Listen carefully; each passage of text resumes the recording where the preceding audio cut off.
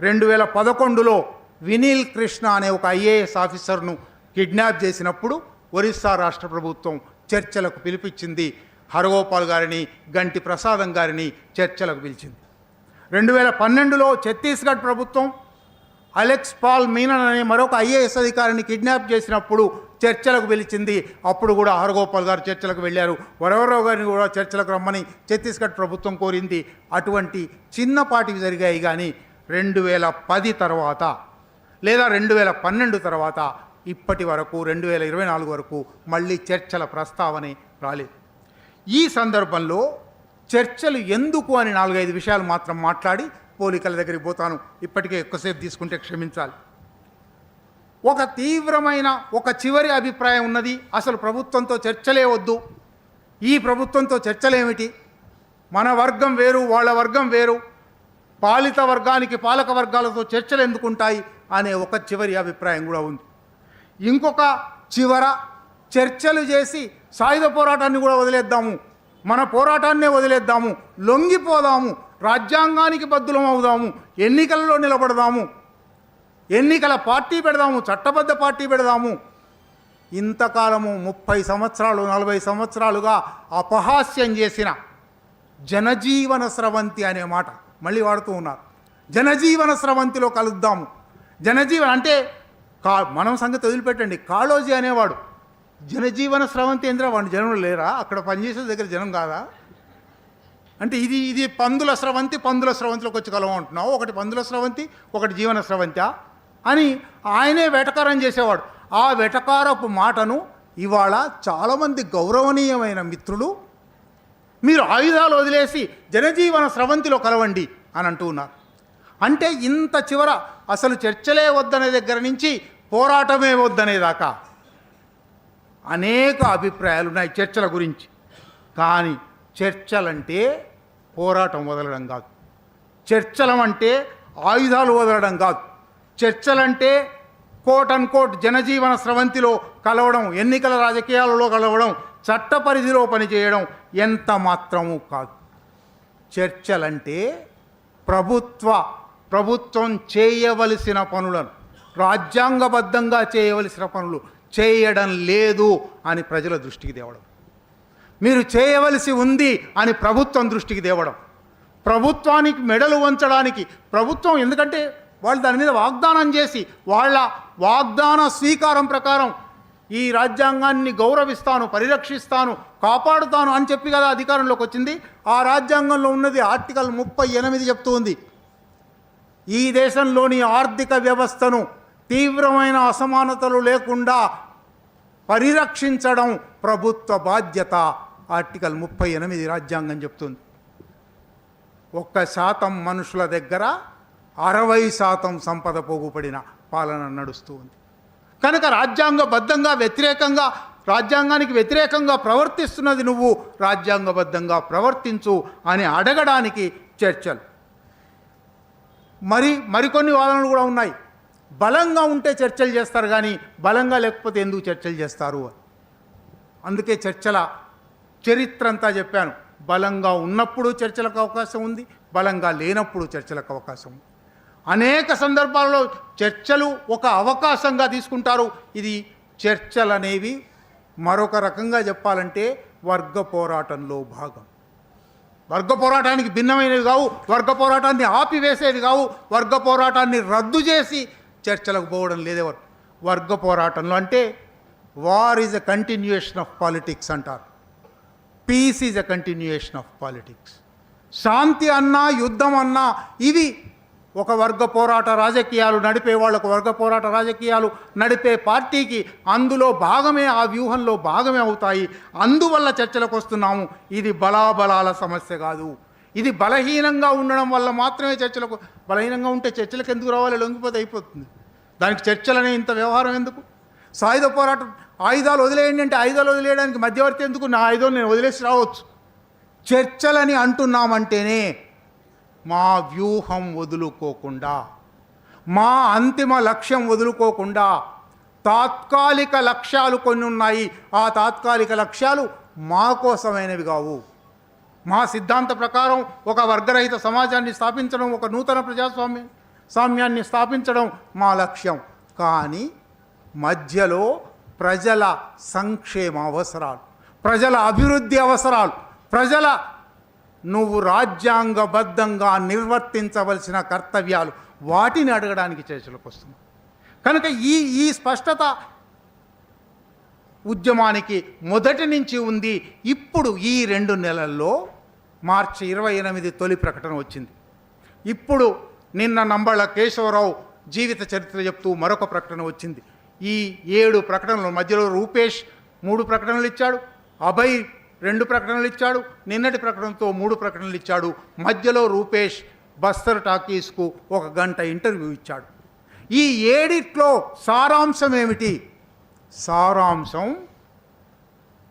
Operation Kagar పేరిట ఆదివాసుల నరమేధం జరుపుతున్నారు, మారణకాండ జరుపుతున్నారు, అది ఆపండి.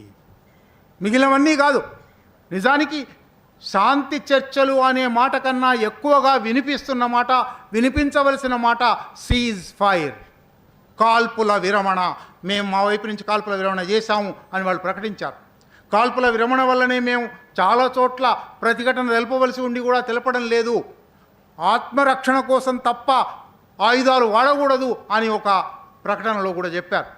కనుక ఇటువైపు నుంచి కాల్పుల విరమణ ప్రకటన జరిగిపోయింది, అటువైపు నుంచి కాల్పుల విరమణ చేయండి, ఇది అడుగుతున్నారు. నిజానికి ఒక దేశం రాజ్కుమార్ మీద ఆజాద్ ఎన్కౌంటర్ సందర్భంలో సుప్రీంకోర్టుకు పోయినప్పుడు ఆ కేసు సుప్రీంకోర్టు న్యాయమూర్తులు republic cannot kill its own children అన్నది. తన బిడ్డలను తానే గణతంత్రం చంపుకుంటుందా అన్నది. ఇవాళ గణతంత్రం తన బిడ్డలను ఎట్లా చంపుతున్నదంటే జనవరి 1, 2024 ప్రారంభించి ఇవాల్టికి గడిచిన 17 నెలల్లో 550 మందిని చంపేశారు. 550 మందిలో 300 మంది నిరాయుధ ఆదివాసులు. 6 నెలల పసిపాప ఉంది, 11-12 ఏళ్ల స్కూల్ పిల్లలు ఉన్నారు, 16 ఏళ్ల మూగా చెవిటి బాలిక ఉన్నది, తునికా కేరుకోవడానికి వెళ్ళిన ఆదివాసులు ఉన్నారు, పొలంలో పని చేసుకోవడానికి వెళ్ళిన ఆదివాసులు ఉన్నారు, గూడెంలో ఇళ్లలో ఉన్న ఆదివాసులు ఉన్నారు. ఇటువంటి రిపబ్లిక్ తన బిడ్డలను తను చంపుకుంటున్నది. ఈ చంపుకోవడం ఆపాలి, ఈ చంపడం, ఈ ప్రాణహాని ఆపండి, సీజ్ ఫైర్ ప్రకటించండి. సీజ్ ఫైర్లో ఏర్పడిన ఒక సానుకూల వాతావరణంలో చర్చలు చేద్దాము. ఇది ఇవాళ ఈ 6 ప్రకటనల 7 ప్రకటనల సారాంశం.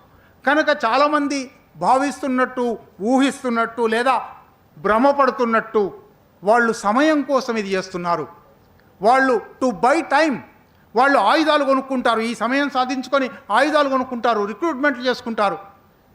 ఆయుధాలు కొనుక్కోవడానికి, రిక్రూట్మెంట్లు చేసుకోవడానికి శాంతి చర్చలు అవసరం లేదు. శాంతి చర్చల అవసరం లేకుండానే ఆ పనులు జరుగుతూ ఉన్నాయి. ఇక్కడ ఉన్న ఈ 5 అమరవీరుల్లో 3 గత 10 సంవత్సరాల్లో వెళ్ళారు. ఎట్లా జరిగింది రిక్రూట్మెంట్? శాంతి వల్ల జరిగిందా? చర్చల వల్ల జరిగిందా? పోదలుచుకున్న వారు ఎప్పుడైనా పోతారు, సాయుధ పోరాటంలో పాల్గొనదలుచుకున్న వాళ్ళు ఎప్పుడైనా పోతారు, శాంతి చర్చలు అంటేనే అవకాశం వచ్చి పోతారు అనేది చాలామంది మిత్రులు కూడా ఈ భ్రమల్లో ఉన్నారు. బహుశా మన వాళ్ళు బలహీనపడి ఈ వాదన చేస్తున్నారేమో, బహుశా మన వాళ్ళు బలపడడానికి ఈ వాదన చేస్తున్నారేమో, బహుశా మన వాళ్ళు ఆయుధాలు సమకూర్చుకోవడానికి ఈ వాదన చేస్తున్నారేమో, రిక్రూట్మెంట్లు చేసుకోవడానికి ఈ వాదనలు చేస్తున్నారేమో. రిక్రూట్మెంట్లు ఒకప్పుడు బహిరంగంగా అందరికీ తెలిసి జరిగేవి. ఈ 10 సంవత్సరాలలో మన కళ్ళ ముందర వేరువేరు ప్రజా ఉద్యమాలలో పాల్గొన్న వాళ్ళు వెళ్ళారు కదా, ఎట్లా వెళ్ళారు? కనుక చర్చలు ఎందుకు అని ఉన్న అనేక వాదనలు, ఆ వాదనలను అర్థం చేసుకోవాల్సి ఉంది, ఆ వాదనల డొల్లతనాన్ని అర్థం చేసుకోవాల్సి ఉంది, ఆ వాదనలో నిజానిజాలు అర్థం చేసుకోవాల్సి ఉంది. ప్రధానమైనది ఆదివాసుల ప్రాణాలు కాపాడాలి. ఆదివాసులను విచక్షణారహితంగా కాల్పులు జరిపి చంపివేస్తున్నారు. ఆదివాసులను భయభీతావహంలో ముంచి ఆ ప్రాంతం నుంచి వాళ్ళను బేదఖలు చేసి ఆ ప్రాంతాన్ని బహుళజాతి సంస్థలకు అప్పగించడానికి ప్రయత్నాలు చేస్తున్నారు. కనుక మొట్టమొదలు సీజ్ ఫైర్ చేయండి అనేదే ఇవాళ ప్రధానమైన డిమాండ్.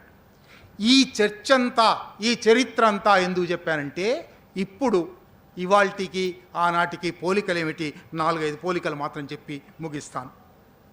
మొట్టమొదటిది ఉపన్యాస క్రమంలోనే చెప్పాను, 2004 చర్చలకు కనీసం 10 సంవత్సరాల కసరత్తుంది.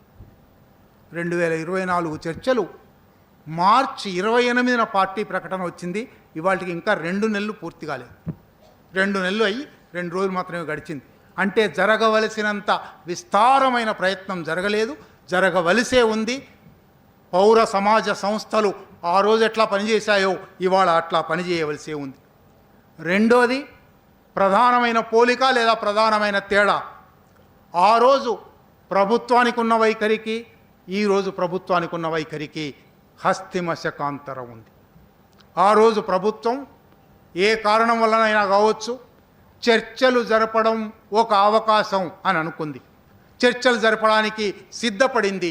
చర్చలు ప్రారంభమైన తర్వాత వస్తున్న డిమాండ్లను బట్టి, వచ్చిన ప్రజాస్పందనను బట్టి, విప్లవోద్యమం అడిగిన ప్రశ్నలను బట్టి, విప్లవోద్యమం ప్రశ్నలు అడగడంలో కూడా ఎంత మెటిక్యులస్గా ఎంత హోంవర్క్ చేసి వచ్చిందో అర్థమైంది. కాబట్టి ప్రభుత్వం వెనుకడుగు వేసింది. ఇవాళ ప్రభుత్వం అసలు ఆ ఊసే ఎత్తదలుచుకోలేదు, అక్కడ దాకా పోదలుచుకోలేదు, పోనివ్వదలుచుకోలేదు. రెండోది పార్టీ వైఖరి ఆ రోజు ఎట్లా ఉన్నదో ఇవాళ అట్లాగే ఉన్నది. 1996 నుంచి 95 ఆదిరెడ్డి చర్చలలో పాల్గొనము అని చెప్పిన తర్వాత ఏడాదికే ఎంఎన్ రావు జడ్జిమెంట్ రాగానే పార్టీ అప్పటి నుంచి ఇప్పటి వరకు 30 సంవత్సరాలుగా చర్చలకు మేము ఎప్పుడూ సిద్ధమే. ఎందువలనంటే పార్టీకి తన ప్రయోజనాలు అంటూ ఏమీ లేవు. ప్రజా ప్రయోజనాలే ముఖ్యం. ప్రజా ప్రయోజనాల కోసం మేము దేనికైనా సిద్ధమే. ప్రజా ప్రయోజనాల కోసమే మేము చర్చలకు వస్తూ ఉన్నాము. మా విప్లవోద్యమంలో భాగంగా మాత్రమే, వర్గ పోరాటంలో భాగంగా మాత్రమే చర్చలకు వస్తున్నాము అని వాళ్ళు పదే పదే చెప్తున్నారు. ఆ వైఖరిలో మార్పు లేదు. సమాజంలో వైఖరి మారింది. ప్రపంచంలో ఏ మూల ఏ క్షణం ఏం జరుగుతుందో వేగంగా తెలుసుకోవడానికి తొలి వెలుగు వాట్సాప్ ఛానల్ని ఫాలో చేయండి.